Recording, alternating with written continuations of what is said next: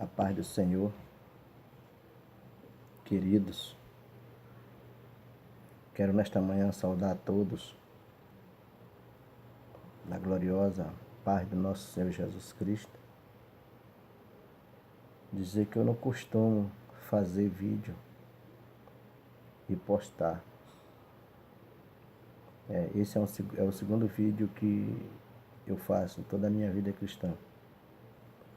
Mas hoje eu acordei, né? E estava com essa questão no coração de falar um pouco sobre a questão do pecado, né, queridos? Sabemos que a vinda do Senhor Jesus ela está se aproximando, a volta do Senhor ela está se aproximando. Os sinais já se cumpriram, né? As grandes catástrofes, né? E é assim, né? Peço que os irmãos que vão acessar esse vídeo, os ouvintes, não olhem muito assim para minha fala, porque eu não tenho estudo, querido.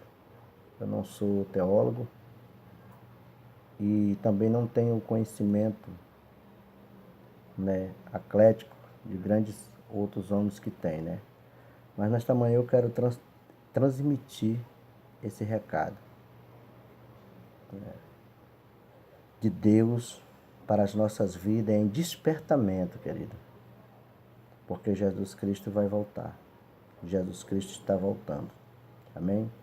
Então o texto que eu peguei para nós meditar aqui nesses minutos se encontra em Gênesis, no capítulo 3,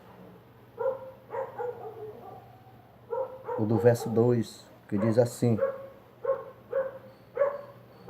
E disse a mulher à serpente, do fruto das árvores do jardim comeremos, mas dos frutos das árvores que está no meio do jardim, disse Deus, não comereis dele, nem neles tocareis, para que não morras.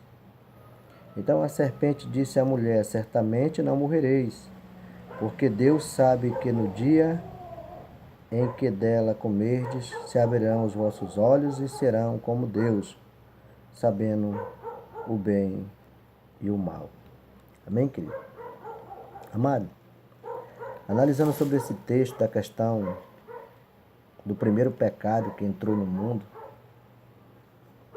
nós vamos aqui, irmão, entender que o inimigo, ele não descansa. O nosso adversário, ele não dorme.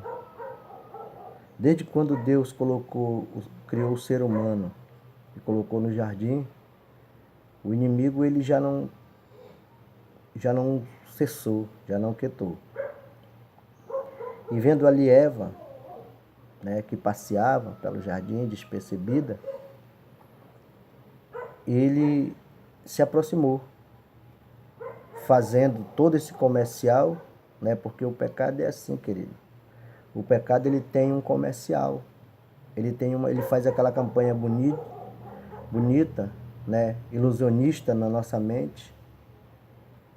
E uma vez que nós cometemos o pecado, ele nos deixa envergonhado a ponto de acontecer como Eva, porque o inimigo ele induz e você pratica. E uma vez que você pratica, ele te abandona, porque o que ele queria ele já conseguiu. Foi fazer com que você, querido, desagrade e entristeça o Espírito Santo de Deus, porque ele sabe que essa batalha ele já perdeu. Então, por ele ter perdido essa batalha, ele vai lutar de todas as formas, querido, para conquistar território.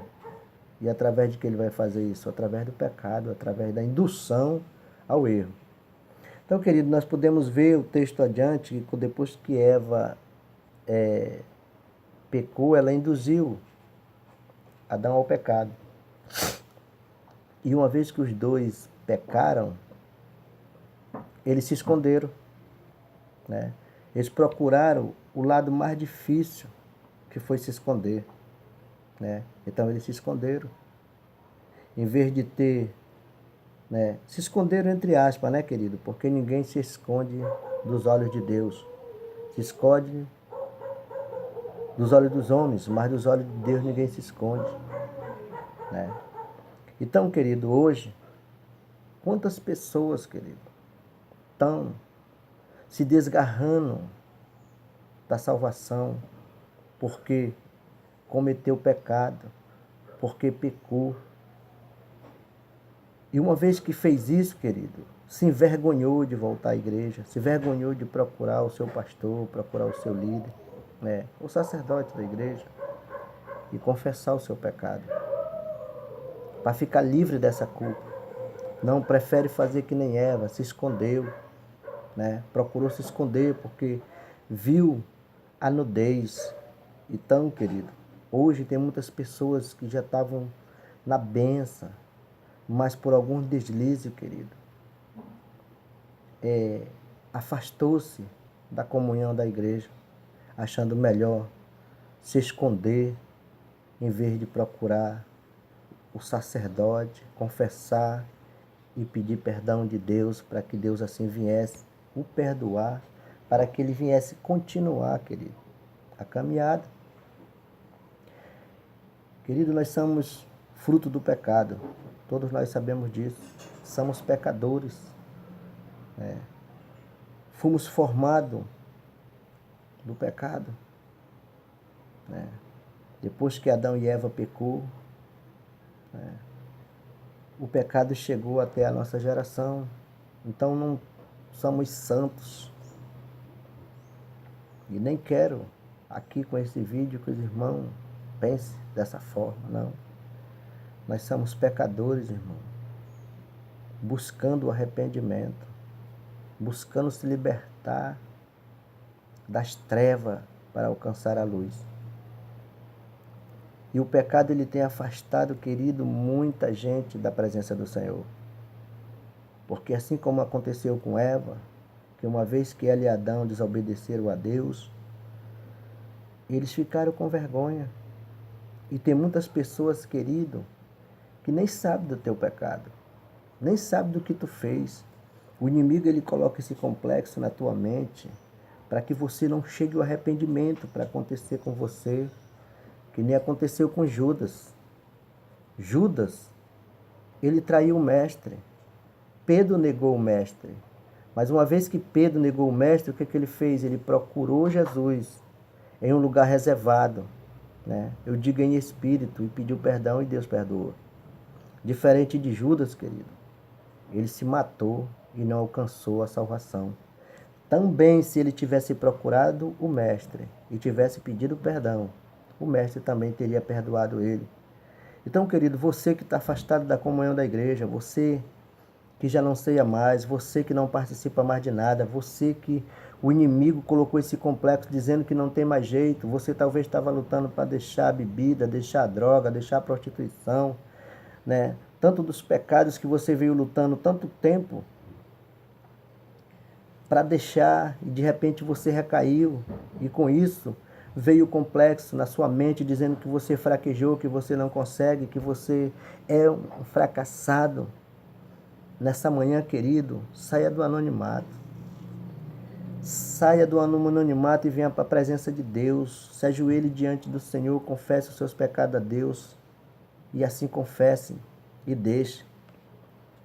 Porque o livro de Eclesiastes, querido, 28:13 vai dizer: o que encobre as suas transgressões nunca prosperará, mas o que as confessam e deixam alcança a misericórdia. Então o Senhor, nessa manhã, Ele está usando da sua misericórdia. Nessa manhã Ele está dizendo: vem, filho, eu conheço as tuas obras, eu conheço as tuas lutas, eu conheço a tua força, a tua necessidade, para que você fique de pé na minha presença. Eu sei, você pecou, você se afastou da comunhão, mas volte, faça que nem Pedro, se arrependa, porque eu estou pronto para te perdoar. Eu quero te dar um abraço de salvação nessa manhã. Eu quero te colocar no colo de novo e começar da onde você caiu, para nós continuar. O Senhor diz nessa manhã, através dessa palavra, dizendo: não se esconda, querido, atrás do pecado. Somos falhos, somos pecadores. Quem não pecou, quem nunca pecou, quem nunca caiu. Os grandes homens de Deus, querido, vacilaram, mas se arrependeram, né? Não somos dignos de nos comparar com eles, mas se arrependeram, querido, das suas falhas e hoje estão com o Senhor na glória. E Jesus nessa manhã, ele traz essa palavra dizendo: vem, querido, vem, filho, lembra de onde tu caiu, lembra de onde tu falhou, não fica te escondendo, não te afasta. Vem, confessa os teus pecados, que eu quero perdoar, que eu quero selar-te de novo com o selo da promessa e o selo da salvação. Amém, querido? Então volte, procure o sacerdote da igreja, ele é a pessoa indicada, querido, para receber essa confissão. Você confessa, porque a Bíblia diz que nós temos que confessar diante de Deus, né? E dos homens, para que assim nós venhamos alcançar misericórdia e deixar essa prática e nos libertar. Tira esse fardo que está te matando, tira essa culpa que está te matando. Você chora, você tem vontade de voltar, você tem vontade de participar, você tem vontade, querido, de voltar ao corpo e à comunhão, mas você não consegue, porque o inimigo tem colocado na tua mente, querido, esse complexo dizendo que não tem mais jeitos, que todos vão te apontar o dedo, que todos vão te apedrejar. Ainda, querido, que eles viessem fazer isso, lembra de Jesus, quando levaram Maria Madalena, tão conhecido, né?